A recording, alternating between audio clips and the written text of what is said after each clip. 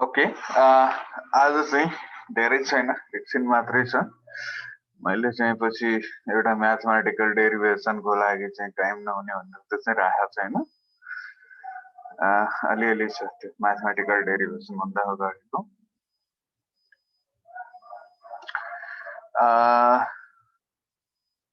Universal एप्रोक्सिमेसन theorem यो हाम्रो उसमा पनि आएको थियो, फिड फरवर्ड मल्टिलेयर पर्सेप्ट्रोनमा पनि। अगेन त्यस्तै छ, रिकरेन्ट न्यूरल नेटवर्कमा पनि त्यस्तै टाइपको हो, यो सेम छ। Universal approximation theorem states that any non-linear dynamical system can be approximated to any accuracy by a recurrent neural network. We can approximate any non-linear dynamical system by using a neural network with no restrictions on the compactness of the state space, provided that the network has enough sigmoidal hidden units. Hidden layer ma, recurrent layer ko hidden neural network ko hidden layer ma चाहिँ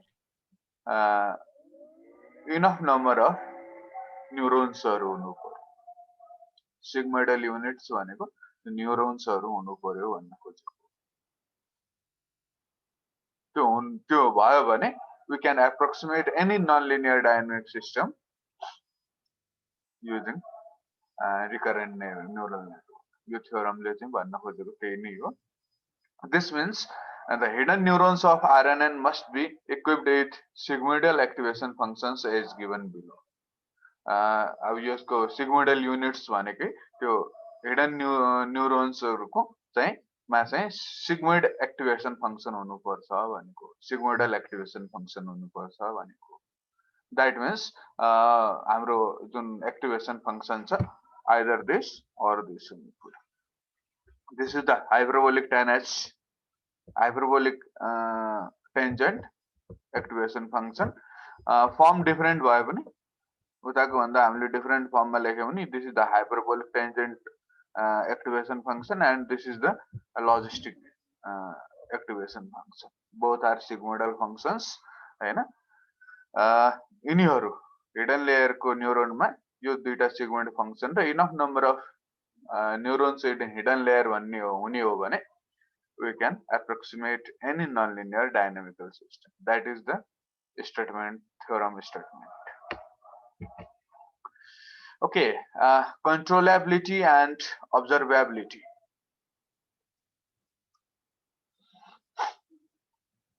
A recurrent neural network is said to be controllable if an initial state is steerable to any desired state within a finite number of time steps.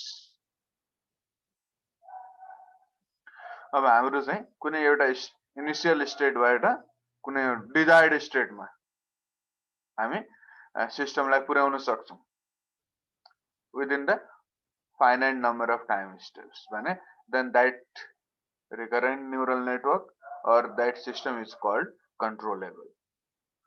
अब certain initial state बाट desired state मा system लाई लग्न सक्नु पर्यो सकिन्छ भने that is controllable. A recurrent neural network is said to be observable if the state of the neural network can be determined from the finite set of input-output measurements. Input-output, certain number of input-output हरूलाई observe गरेर if we can determine the state of the neural network, then that is called observable neural network. त्यसलाई चाहिँ हामीले observable भन्ने हो. Okay, computational power of recurrent neural network.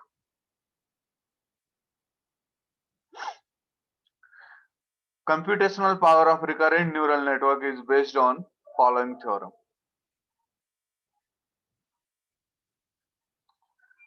All Turing machines may be simulated by fully connected recurrent networks built on neuron with sigmoidal activation functions.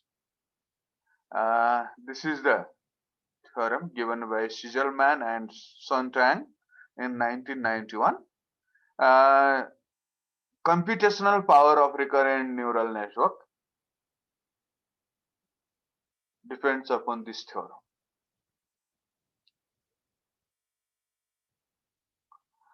अब हामीले चाहिँ all Turing machines may be simulated by fully connected recurrent networks built on neurons with sigmoidal activation functions. हामीले चाहिँ neural network, recurrent neural network with sigmoidal activation function in neurons use गर्ने हो भने that recurrent neural network can simulate any Turing machine भनेछ. अब हामीले चाहिँ Turing machine त हामीले एउटा पढेको अटोमाटा थ्योरीमा हैन, अनि त्यसमा चाहिँ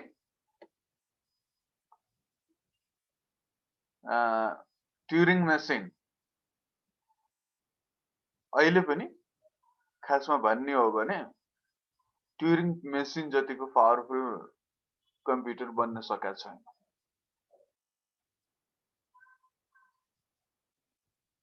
ट्युरिङ मेसिन जतिको पावरफुल कम्प्युटरहरु स्टिल बनिसकेको छैन. That is a theoretical computer. Turing machine भनेको theoretical computer हो हैन, but एलन ट्युरिङले जुन मोडल दिएको छ ट्युरिङ मेसिनको त्यो मोडल अनुसारको कम्प्युटर स्टिल अहिले पनि छैन हैन. अब यु नो अब त्यसमा चाहिँ एउटा टेप हुन्छ, हेड हुन्छ, हाम्रो मुभ दुईटै साइडमा मुभ गर्न सक्छ, tape have unlimited computer storage capability हैन, या उ ट्युरिङ मेसिनमा पढेको थियो. र ट्युरिङ मेसिन चाहिँ Turing machine can कम्प्युट any computable function. Computable function छ भने त्यो मेसिन त्यो फंक्सनलाई चाहिँ ट्युरिङ मेसिनले कम्प्युट गर्न सक्छ भनेर त्यही नि भन्छ हैन. अब कम्प्युटेबल फंक्सनै हैन, फंक्सन नै कम्प्युटेबल छैन भने त अब ट्युरिङ मेसिनले पनि कम्प्युट गर्न सक्ने कुरा भएन हैन. बट कम्प्युटेबल ट्युरिङ मेसिन हो भने चाहिँ फंक्सन चाहिँ कम्प्युटेबल छ भने चाहिँ Turing machine can compute it. अब यसमा चाहिँ यो थ्योरममा चाहिँ they show that for every computable function there exist finite RNN.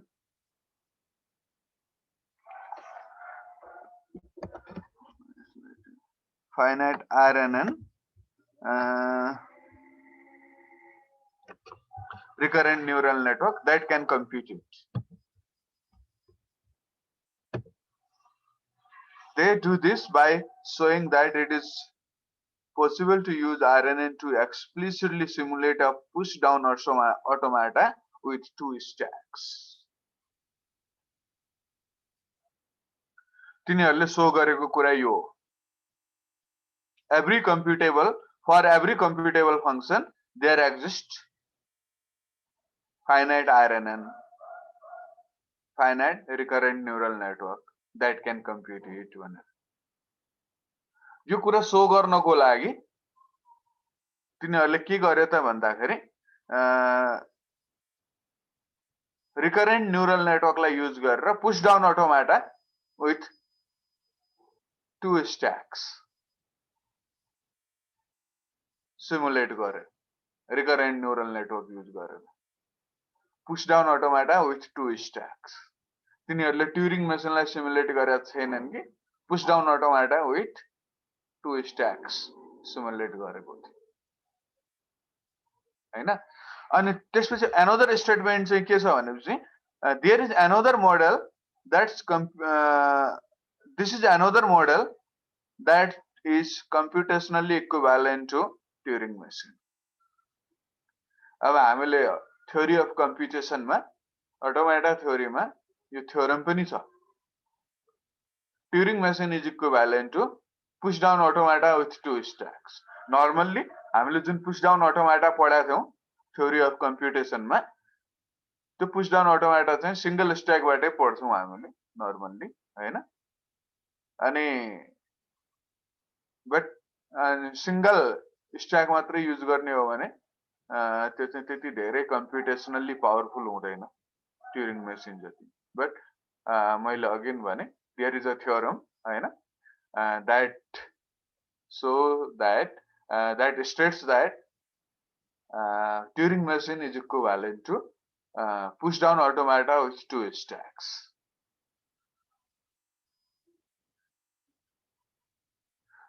Any computable function can be computed by a Turing machine. Any Turing machine can be simulated by a push down automata with 2 stacks. अब Turing machine ले चाहिँ जुनसुकै पनि computable function को लागि compute गर्न सक्छ. फेरि push down Turing machine can be simulated by a automata with 2 stacks. Any push down automata with 2 stacks can be simulated by a RNN. हैन. Push down automata with 2 stacks can be simulated by RNN. भनेपछि it means what? Any Turing machine can be simulated by a RNN, or any computable function can be computed by a RNN. तिनीहरूले यो approach use गरेको थियो proof गर्नको लागि. यो computational power of recurrent network मा recurrent neural network are equivalent to RNN. Turing machine recurrent neural network are equivalent to Turing machine show गर्नको लागि युज गरेको अप्रोच हो. Thus we can say that a recurrent neural network can compute any function, but it's because it is equivalent to Turing machine. Okay, learning algorithms. अब हाम्रो actual algorithm त यहाँ हामीले ठ्याक्कै पढिरहेको छैनौं आज, अलिकति धेरै ठुलो छ त्यो. अनि बट त्यसको लागि केही अलिकति कुराहरू हामीलाई चाहिन्छ. थोरै थ्योरेटिकल ब्याकग्राउन्ड जस्तो त्यो चाहिँ यहाँ छ. Training algorithms in RNN can be divided into 2 categories. हाम्रो recurrent neural network मा युज गर्ने ट्रेनिङ एल्गोरिदमहरुको क्याटेगोरी हो. अनि जस्तो हाम्रो उता मल्टिलेयर पर्सेप्ट्रोन मा चाहिँ हामीले batch learning and online learning भनेर पढाएको थियो। यहाँ चाहिँ रिकरेन्ट न्यूरल नेटवर्कमा युज हुने ट्रेनिङ एल्गोरिदमको दुईटा क्याटेगोरी चाहिँ इपोक वाइज ट्रेनिङ र continuous training. In epoch-wise training, recurrent network uses a temporal sequence of input-output input target pairs and starts running from some initial state until it reaches a new state. At which point the training is stopped and the network is reset to the initial state for the next epoch. यहाँनिर फेरि epoch भन्ने term चाहिँ जस्तो हामीले multilayer पर्सेप्ट्रोनमा given training एक्जाम्पल्सहरूलाई एकचोटि पुरै processing गरिसकेपछि that is one epoch भनेको थियौँ नि, त्यस्तो होइन यहाँनिरको इपोक। फेरि यहाँनिरको इपोक भन्ने टर्म चाहिँ अलिकति डिफरेन्ट सेन्समा, इपोक वाइज भन्ने टर्म चाहिँ अलिक डिफरेन्ट सेन्समा युज भइरहेछ। यहाँ चाहिँ के गर्छ भन्दाखेरि एउटा group of input target pairs हुन्छ हैन, त्यो ग्रुप इनपुट र टार्गेटको जुन पेयरलाई रनिङ त्यो लिएर रनिङ स्टार्ट हुन्छ र इनिशियल स्टेटबाट कुनै न कुनै अर्को नेक्स्ट स्टेटमा पुग्छ। त्यो नेक्स्ट स्टेटमा पुग्ने बित्तिकै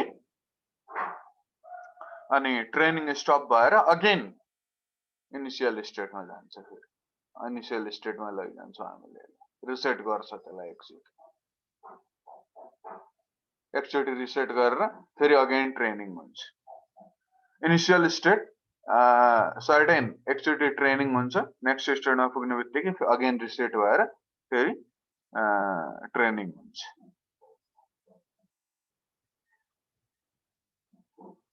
That kind of training approach is called epoch wise training. यहाँनिर चाहिँ फेरि त्यो sequence of input target pairs भनेको that is may not be a complete sequence of input complete set of training examples. Training example को complete set हो भन्ने चाहिँ हैन त्यो input target pair।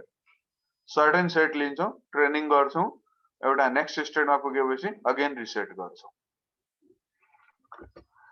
The initial state doesn't have to be same for each epoch of training. Rather, what is important is for the initial state for a new epoch to be different from the state reached by the network at the end of the previous epoch.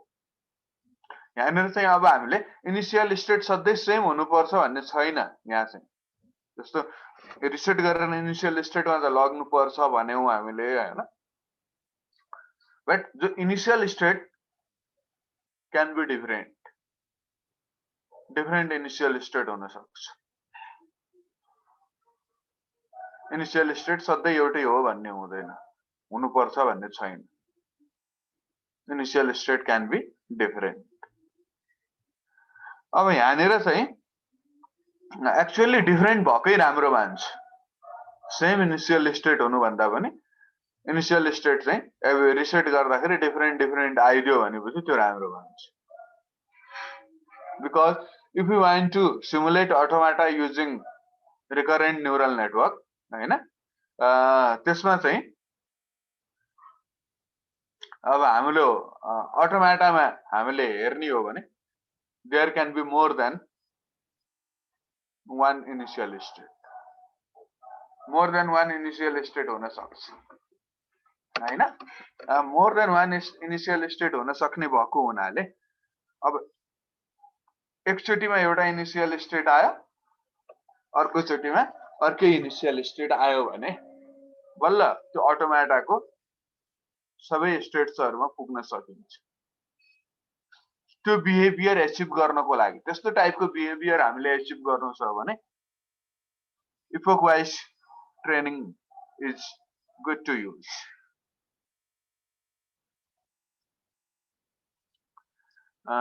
Although an epoch in the training of multi-layer perceptron involves the entire training sample of input target pairs, an epoch in the training of a recurrent neural network involves a group of temporally consecutive input target pairs. Temporally consecutive. अब यहाँ चाहिँ complete training set हो epoch भनेको, that is not necessary. मैले भने चाहिँ complete training set हुनुपर्छ भन्ने छैन यहाँ इपोक भनेको, but epoch is a group of temporally consecutive input target pairs. Temporal भनेको चाहिँ टाइम, जस्तो हाम्रो लाइक टेम्पोरल भन्दाखेरि चाहिँ अब हामीले टाइम सिरिज प्रेडिक्सनहरू गरिरहेछौँ भने होइन, जुन टेम्पोरल भन्छ स्पेसियल भनेको अनि अलिकति नेबरहुडको कुरा आउँछ। यो स्पेसियल भन्दा पनि टेम्पोरली कन्सिक्युटिभ भन्नुको मिनिङ जस्तो अहिलेको एउटा डेटा छ, 1 मिनटको पछिको अर्को डेटा, 1 मिनट पछि अर्को अगेन अर्को डेटा छ भने त्यो हो। जस्तो मैले 5 मिनटको ग्रुप बनाउन थाल्यो भने त्यो 5 मिनट भित्र आएको डेटा चाहिँ एउटा ग्रुपमा पर्ने हो हैन। त्यो 5 मिनट भनेको नट अ फिक्स 5 मिनट हैन। अब त्यसमा चाहिँ मैले निड अनुसार ग्रुप बनाउने हो। जस्तो मैले नेचुरल ल्याङ्ग्वेज प्रोसेसिङमा चाहिँ प्रोसेसिङ गरिरहेको छु भने अब डेफिनेटली इनपुट टार्गेट पेयरहरुमा मैले चाहिँ क्यारेक्टर बाइ क्यारेक्टर प्रोसेसिङ गरिरहेको हो भने एउटा क्यारेक्टर पछि आउने क्यारेक्टर त्यसपछि आउने क्यारेक्टरहरुको ग्रुप बन्ने हो। जुनसुकै क्यारेक्टरहरुको ग्रुप त बनाउन मिलेन, जुनसुकै वर्डहरुको ग्रुप बनाउन त मिलेन हैन। टेम्पोरली कन्सिक्युटिभ हुनै पर्छ। एउटा पछि अर्को वर्ड, अर्को पछि अर्को वर्ड, तिनीहरुको मात्रै ग्रुप बनाउन मिल्छ। त्यस्तोहरुलाई चाहिँ हामीले temporally consecutive input output target pair भनिरहेको हो। Okay, continuous training is suitable for situations where there is no research states available and online learning is required. The network launches while signal processing is being performed by the network. Okay, यसमा चाहिँ अब continuous training मा चाहिँ हाम्रो epoch wise training को जस्तो हुँदैन, के रे रिसेट गर्नु पर्दैन। हामीले कन्टिन्युअस लर्न भइरा हुन्छ, देयर इज नो रिसेट हैन। मैले अघि भनेको थिएँ अब हाम्रो अटोमाटाको जस्तो बिहेभियर जहाँ हाम्रो we can have automata where there can be multiple initial states. If you want to achieve the behaviour of automata then epoch wise training is required. Otherwise epoch wise training is not required. In such cases, we can use continuous training algorithm for the training of recurrent neural network. Okay, these two are the learning approaches used in recurrent networks. अब यसमा चाहिँ जुन back propagation through time भन्ने छ त्यो चाहिँ अलिकति mathematical पनि छ हैन। त्यसको पहिला त्यो एल्गोरिदमले कसरी काम गर्छ त्यसको म्याथमेटिकल कन्सेप्ट हेरेर अनि बल्ल त्यसबाट अलिकति कामहरु गर्ने हो। हामीले रियलमा युज हुने एल्गोरिदम चाहिँ त्यो बैक प्रोपागेसन थ्रू टाइम बीपीटीटी भन्छ, त्यो नै हो हैन। एक्चुअलमा हाम्रो रिकरेन्ट न्यूरल नेटवर्क को लागि ट्रेनिङमा रिकरेन्ट न्यूरल नेटवर्क को ट्रेनिङलाई युज हुने एल्गोरिदम त्यो चाहिँ अलिकति म्याथमेटिकली धेरै साउन्ड भएको हुनाले एउटा होल क्लास जस्तो चाहिन्छ हैन। त्यो भएको हुनाले मैले चाहिँ आज इन्क्लुड गरेको छैन। अब तिहार पछि त्यो एल्गोरिदम हेरेर त्यो एल्गोरिदमलाई प्र्याक्टिस गरौँला। ओके, आजलाई चाहिँ यतिकै भयो। अब आजलाई चाहिँ ल अब बाइ बाइ गर्ने। Happy Tihar sir. ल same to you all of you है। ह्यापी तिहार सबैलाई है त। Thank you sir. Same to you. अनि तिमीहरुको त तिहार लगत्तै फेरि अर्को असाइनमेन्टको ड्यु डेट पनि छ क्यारे हैन? हो सर, हो। भइरहेछ एकदमै ठुलो रहेछ नि सर। अलि ठुलो छ त्यो। ब्याक प्रोपागेसन दुईटा हातले क्याल्कुलेट गर्न त भ्याइदैन जस्तो छ। अनि हातले यसो एक्सेलमा फास्ट फर्मुला लगाएर गर न अनि लेख। अब अलिअलि प्र्याक्टिस गरिराख्छु भनेर भोलि चाहिँ के अब कस्तो हुन्छ इक्जामको मोडल भनेर मैले यसो प्र्याक्टिस गर्न लागिरहेको हस् सर ल त्यस्तो भयो भने कन्फिडेन्ट तिमी आफू पनि कन्फिडेन्ट हुन्छ नि त ए यस्तो रहेछ भनेर होइन हो सर हो सर ल